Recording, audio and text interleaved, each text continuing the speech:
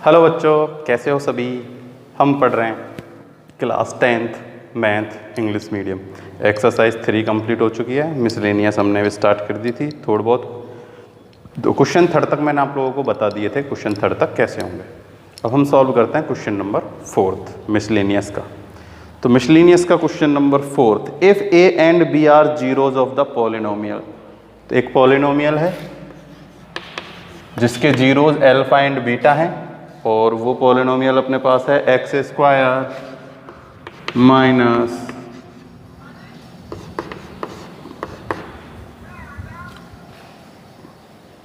सी। ठीक है, तो इसने कहा है such that alpha plus one and beta plus 1 equals to 0, then the value of C will be. इस C की वैल्यू हमें फाइंड करनी है कि C की वैल्यू क्या होगी। तो देखते हैं क्या होती है। इस इक्वेशन में इस P का अंदर मल्टीप्लाई कर देते हैं। X square minus p x minus p plus c equal to 0। ठीक है, 0 अगर नहीं भी है तो हमें कोई ज़रूरत नहीं है यहाँ 0 पुट करने की, है ना, क्योंकि हमें वो तो निकाल लेनी है, केवल C की वैल्यू बतानी है। ठीक है, देखो यहाँ से ये तो है A की वैल्यू है यहाँ 1, B की वैल्यू है यहाँ माइनस P और इसको मान लेते हैं C इक्वल्स टू क्या है माइनस। अगर मैं बाहर लेता हूँ तो ये हो जाएगा, यहाँ प्लस C ही है कि देखते हैं एक बार, माइनस C है। ये क्या है माइनस सी। तो ये मैं माइनस बाहर लूंगा तो ये हो जाएगा P माइनस सी। ठीक है, A की वैल्यू आ गई, B की वैल्यू आ गई और C की वैल्यू आ गई। हमें फाइंड करना है देखो alpha plus 1 and beta plus 1। तो हमें क्या करना है, देखो हमें एक चीज़ पता है कि अल्फा प्लस जो बीटा होता है वो क्या होता है माइनस बी अपॉन ए। होता है नहीं होता, होता है। तो देखो B की वैल्यू पहले से ही माइनस की है तो ये हो जाएगा माइनस माइनस प्लस, और A है अपने पास 1 तो 1 में डिवाइड देंगे तो P का P ही आएगा। ठीक है, तो अल्फा प्लस बीटा तो आ गया ये। अब हम अल्फा इंटू बीटा भी जानते हैं क्या होता है C अपॉन में A। तो A तो 1 है, C की वैल्यू है अपने पास P माइनस C। ठीक है, तो देखो अल्फा प्लस बीटा की वैल्यू आ गई और अल्फा एंड बीटा की वैल्यू आ गई। बट हमें फाइंड करनी है किसकी वैल्यू, इस C की वैल्यू। किसकी वैल्यू फाइंड करनी है C की। तो देखो ये जो इक्वेशन है इसका हम क्या कर लेते हैं मल्टीप्लाई कर लेते हैं। ठीक है, alpha plus 1 and beta plus 1 equals to 0 given है हमको। ठीक है, तो इक्वल्स टू 0। अब देखो alpha into beta alpha beta, alpha plus 1 alpha, अब beta plus 1 beta and 1 into 1 1 equals to क्या है 0। ठीक है, अब देखो हमने इनकी वैल्यू इसलिए निकाली थी ताकि हम यहाँ इनकी वैल्यू पुट कर सकें। देखो अल्फा प्लस बीटा की वैल्यू तो है अपने पास अल्फा इंटू बीटा है ना पहले, तो इसकी वैल्यू है अपने पास माइनस P और ये हो जाएगा प्लस के C। Clear, alpha plus beta की वैल्यू है अपने पास P और ये है प्लस 1 इक्वल टू में 0।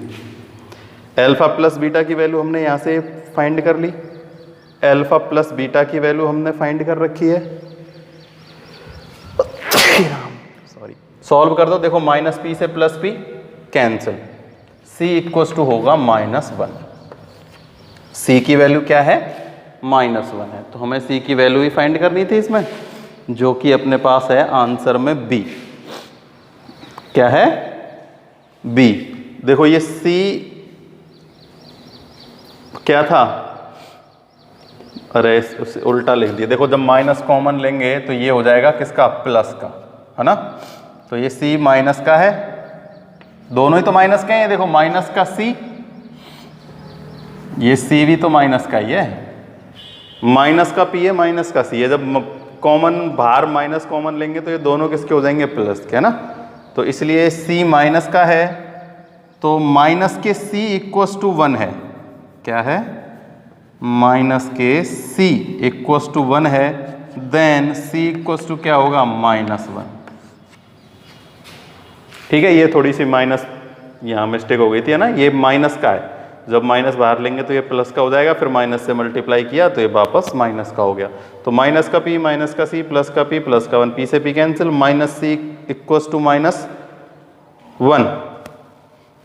ठीक है ना, ये 1 था किसका, कहाँ गया, ये रहा ना। तो 1 तो क्या वैल्यू आ जाएगी c की, अपने पास c की वैल्यू आ रही है 1, माइनस के 1, देखो ये है कितना, -c इक्वस टू -1। इस c को तो यहीं रखा है, इस 1 को जब उधर ट्रांसफॉर्मेशन करेंगे तो क्या आ जाएगा, माइनस का, तो ये कैंसिल हो जाएगा, c इक्वस टू आएगा 1। अब सही है, ठीक है। देखो माइनस p से minus p cancel, minus c equals to -1 and minus से minus cancel, c equals to 1। तो c की वैल्यू क्या है, 1 है। क्लियर। देखो क्या किया, सबसे पहले इक्वेशन से इसका मल्टीप्लाई किया, a और b और c की वैल्यू ले ली, alpha plus beta minus b upon a होता है, alpha into beta c upon a होता है। इस इक्वेशन का, ये इक्वेशन गिवन है तो इसका आपस में हमने सॉल्यूशन किया, मल्टीप्लाई किया, ये वैल्यू आ गई, यहाँ से इनकी वैल्यू पुट की और c की वैल्यू फाइंड कर ली। Question number 4 complete.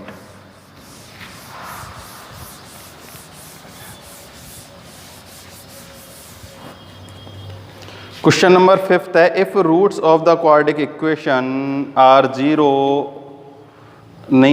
Equal then find the value of k। ऐसे क्वेश्चन हम कई कर चुके हैं ना। रूट्स कैसे हैं, इक्वल है, तो इक्वल हैं तो इसका मतलब हमें क्या फाइंड करना है, k की वैल्यू फाइंड करनी है। देखो अपने पास इक्वेशन है x² minus kx plus 4 equals to 0। Roots are equal, that's mean b² minus 4ac equal to क्या होगा, 0। भाई रूट्स इक्वल कब होते हैं, जब डिस्क्रिमिनेंट यानी d इक्वल्स टू 0 होता है। d क्या होता है अपने पास, b² माइनस 4ac। तो b² माइनस 4ac होगा, तभी रूट्स कैसे आएंगे अपने पास, इक्वल आएंगे। तो देखो वैल्यू पुट कर दो, v की वैल्यू है माइनस का k, तो ये हो जाएगा k², 4 इंटू 4 16। क्लियर, फॉर्मूला बन गया। अब ये तो इसको भी बताने की जरूरत है क्या आप लोगों को, अब तो आप समझदार हो गए होंगे, कई बार कर चुके हैं हम ऐसे क्वेश्चन, है ना। इसको k लिखा, इसको 4 का स्क्वायर लिखा, तो a प्लस b और a माइनस b का फॉर्मूला बन गया। ठीक है, तो देखो एक तो k आएगा 4 और एक k आएगा -4, यानी कि k आ गया अपने पास +4।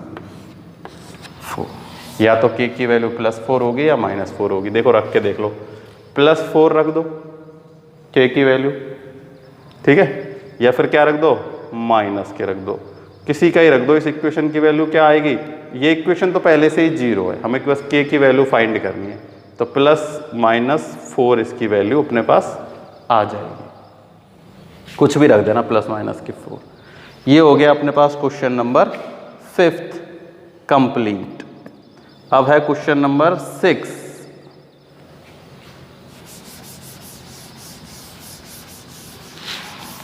देखो 6 में क्या कह रहा है, if x equals to 1 is a common roots of quadratic equation ax² plus ax plus 3।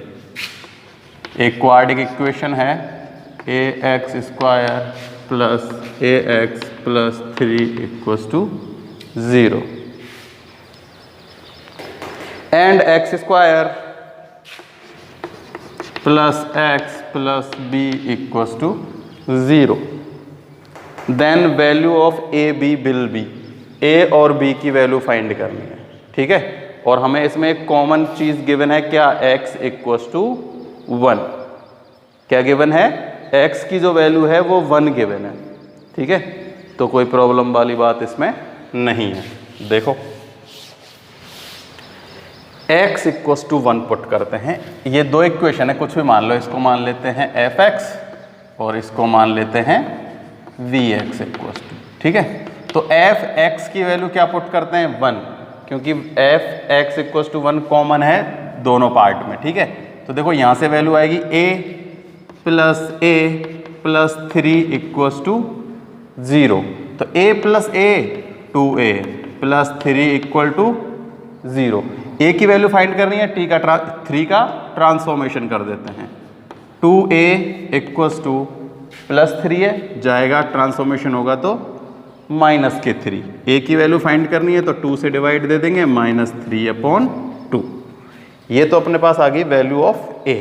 अब हम ऐसे ही इस इक्वेशन से क्या करेंगे, वैल्यू ऑफ v फाइंड करेंगे। vx, तो x की जगह क्या पुट करना है, 1 पुट करना है। क्यों पुट करना है, क्योंकि हमें गिवन है x इक्वल्स टू 1। तो पुट कर देते हैं 1 प्लस b इक्वल्स टू 0। तो 1 + 1 2 का ट्रांसफॉर्मेशन किया तो आ गया -2, ठीक है। तो ये तो आ गई a की वैल्यू और ये आ गई b की वैल्यू। हमें फाइंड किसकी वैल्यू करनी है, a b की वैल्यू, यानी a इंटू b की वैल्यू। तो a है अपने पास -3/2 और b है अपने पास -2।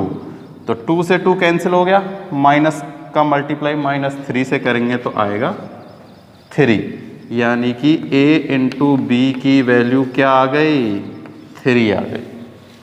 क्या आ गई, 3 आ गई। और अपन के पास इसमें ऑप्शन में दिया हुआ है 3, यानी कि D, ठीक है। तो अपना D वाला जो पार्ट है वो इसमें सही आंसर है इसका। तो मिटा देता हूँ, कोई दिक्कत वाली बात नहीं होनी चाहिए, केवल x की वैल्यू पुट करनी है और a और b की वैल्यू आ जाएगी और मल्टीप्लाई करना है उनका।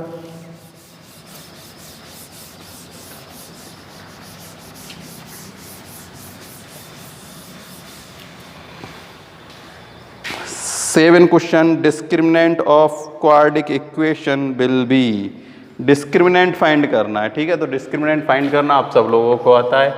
इक्वेशन अपने पास है 3√3x² plus 10x plus √3 equal to 0। तो डिस्क्रिमिनेंट फाइंड करना है। डिस्क्रिमिनेंट यानी कि d, और सब लोगों को आपको याद होगा d इक्वल्स टू b²। देखो a की वैल्यू क्या है 3√3, b की वैल्यू 10 एंड c की वैल्यू √3। तो पुट कर देते हैं d equals to b² - 4ac में। देखो 10 का स्क्वायर हो जाएगा 100 -4 इंटू a है अपने पास 3√3 इंटू c है अपने पास √3। 100 माइनस √3 इंटू √3, 3 3 जा 9, 9 4 जा 36, 64। Question number 7 complete and value of d is 64। Discriminant clear.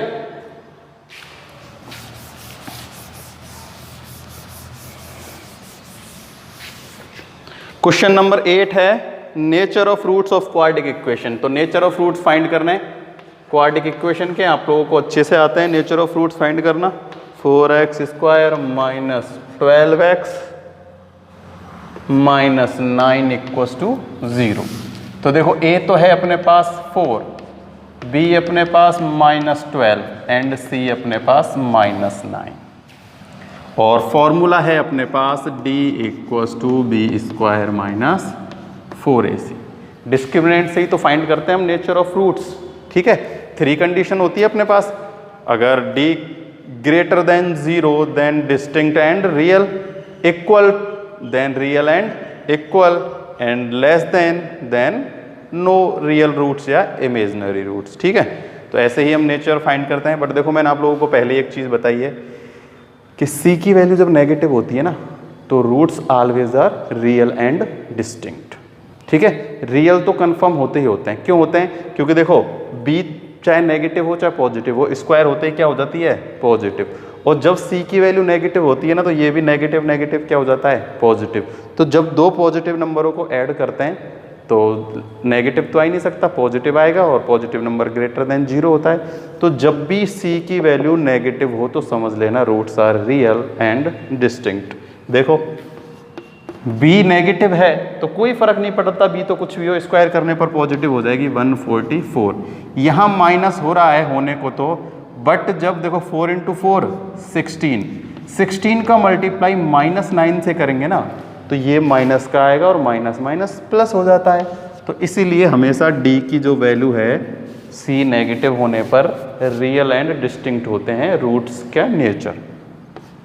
144 इन दोनों का मल्टीप्लाई भी माइनस के 144 माइनस माइनस प्लस के 144, तो d इक्वस टू हो गया 288 which is greater than 0। That's mean the roots of the nature of roots या roots are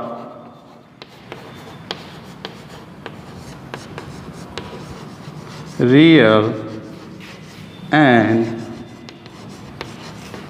distinct. कैसे होंगे रूट्स? रियल होंगे और डिस्टिंक्ट होंगे, ठीक है ना, क्योंकि जो d है वो ग्रेटर देन है 0 से, और d जब भी ग्रेटर देन 0 होता है तो रूट्स हमेशा रियल रहेंगे और डिस्टिंक्ट रहेंगे। तो ये हो गया अपने पास क्वेश्चन नंबर 8 कंप्लीट। तो क्वेश्चन नंबर 9 में क्या फाइंड करना है? HCF फाइंड करना है। ये तो छोटे छोटे से क्वेश्चन है, आप लोग अच्छे से कर ही लोगे।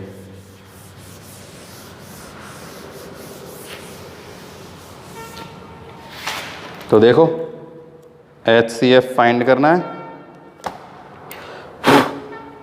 8a स्क्वायर, कौन सा क्वेश्चन है ये? 9। 8a square b square c and 20abq(c) square. ऐसा ही है क्या? क्या उल्टा सीधा लिख दिया?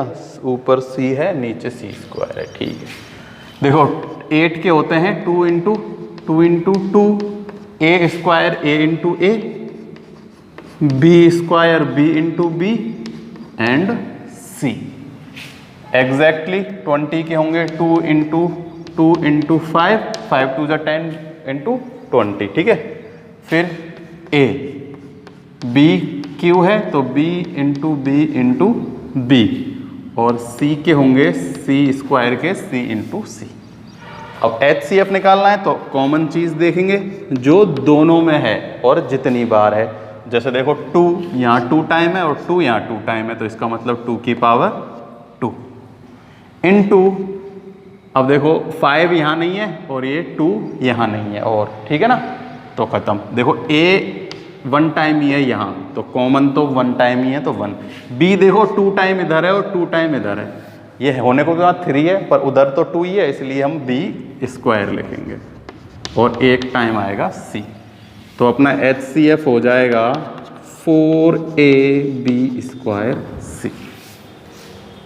कंप्लीट। Question number 9। 10 में हमें फाइंड करना है LCM, और अपने पास इक्वेशन है x स्क्वायर माइनस 1 है एक, और एक है x square plus 2x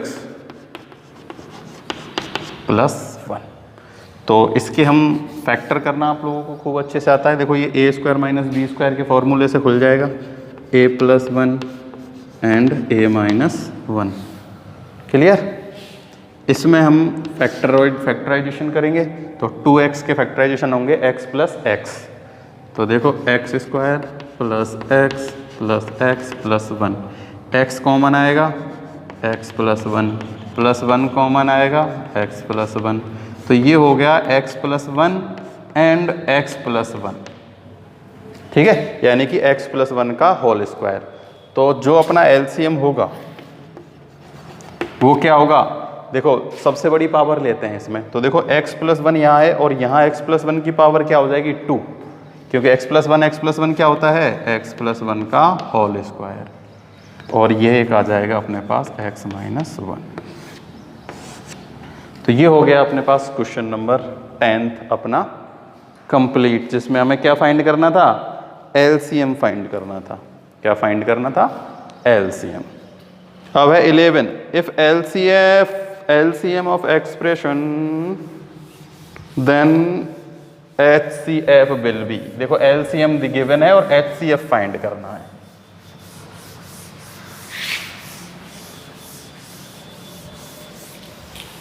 question number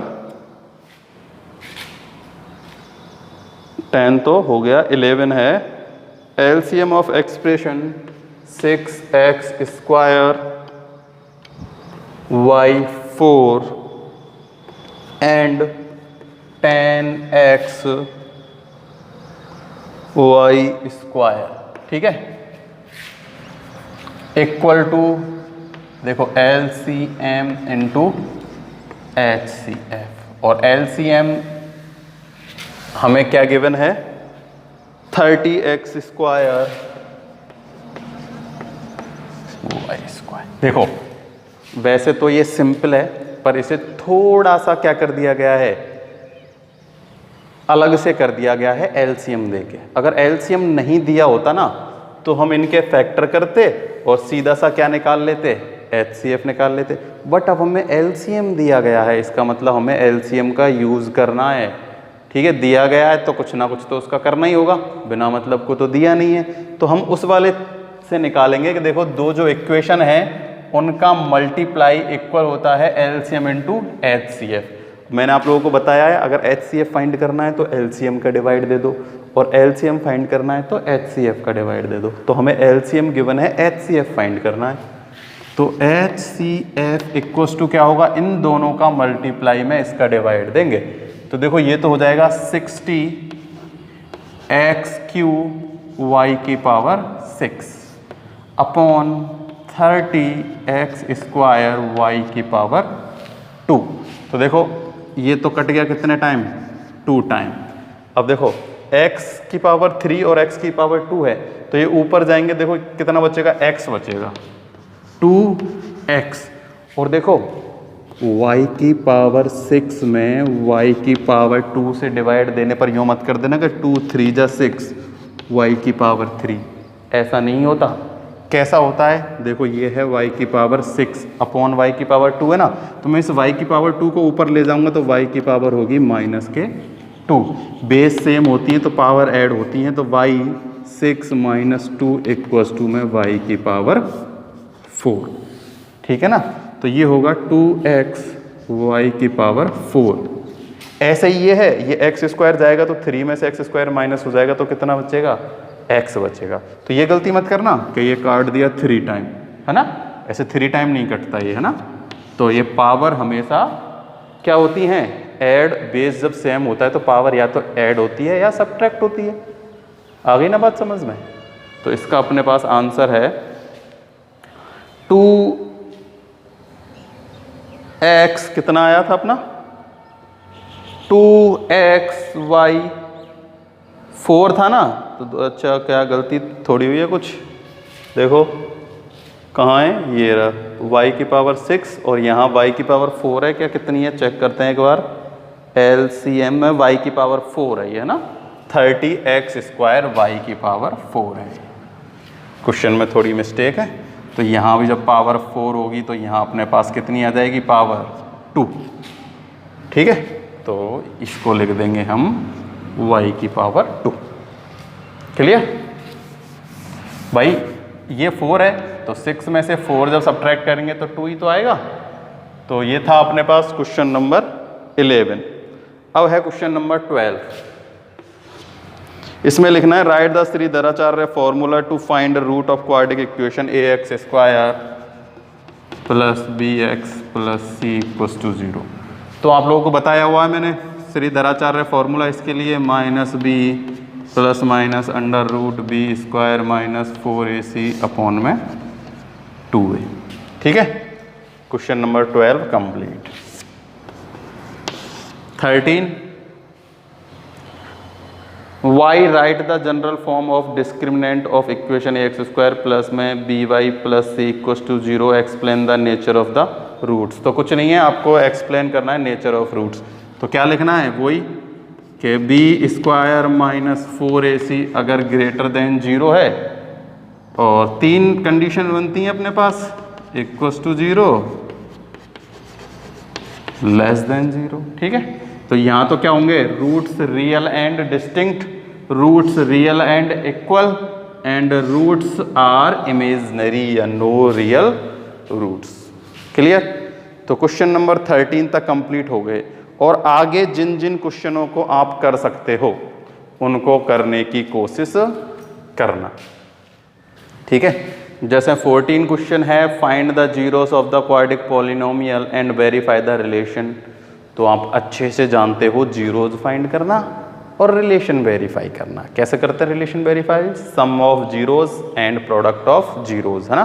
alpha plus beta क्या होता है, minus B upon A, and alpha into beta होता है सी अपॉन ए। तो ऐसे रिलेशन वेरीफाई होता है। तो करना और मेरे को बताना। अब मैंने कल भी बोला था आप लोगों से कि क्वेश्चन करा हो तो बताया करो कहाँ तक कर लिए, बस नाम लिख के छोड़ देते हो।